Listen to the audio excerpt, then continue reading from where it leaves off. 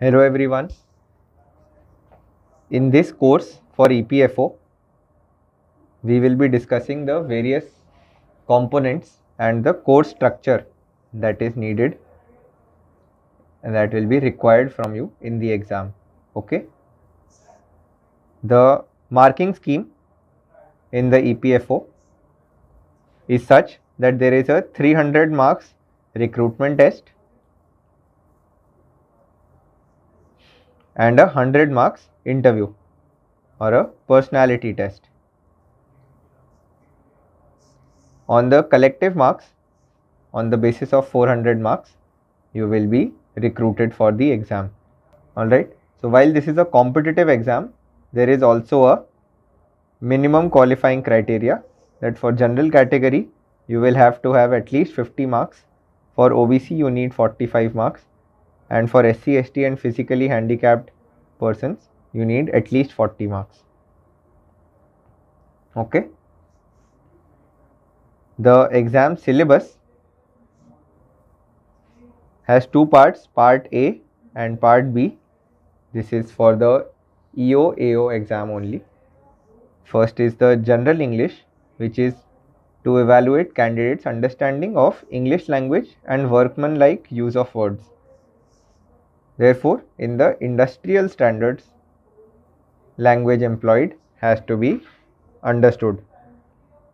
The part B consists of various topics such as Indian freedom struggle, current events and developmental issues, Indian polity and economy, general accounting principles, industrial relations and labor law, general science and knowledge of computer applications, general mental ability and quantitative aptitude, which is maths questions as well as logical reasoning questions.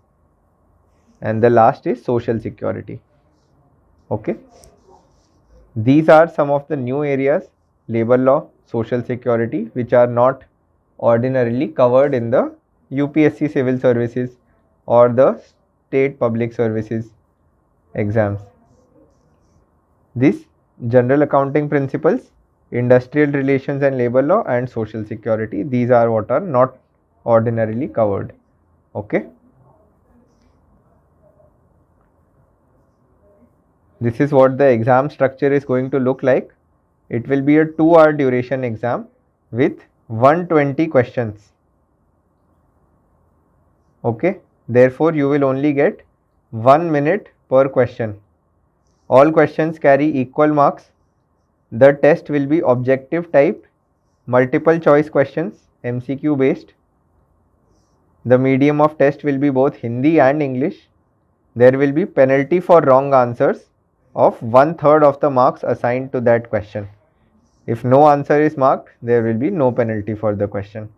Therefore, please understand there are 2.5 marks per question, given that it is 300 marks and 120 questions, and 0.83 marks 0.83 marks as negative marking for any question that you get wrong.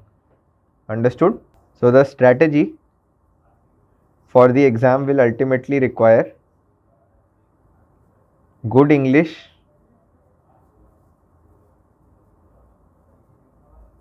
and reasoning. In UPSC CSAT, English and reasoning are only qualifying. However, in EPFO, these are competitive because all of these parts carry equal weight and ultimately equal marks also. So therefore, both of these will add to your competitive edge. The next is the special parts, which are accountancy, labor law and social security.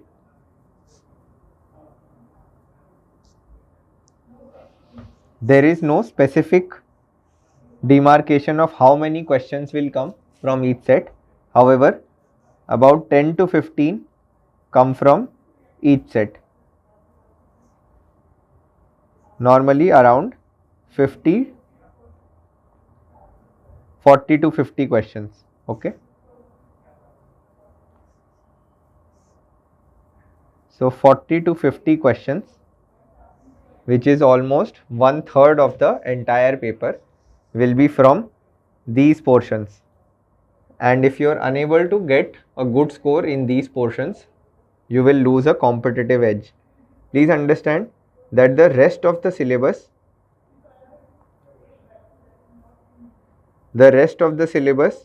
is same for general UPSC candidates as well as state PSC candidates.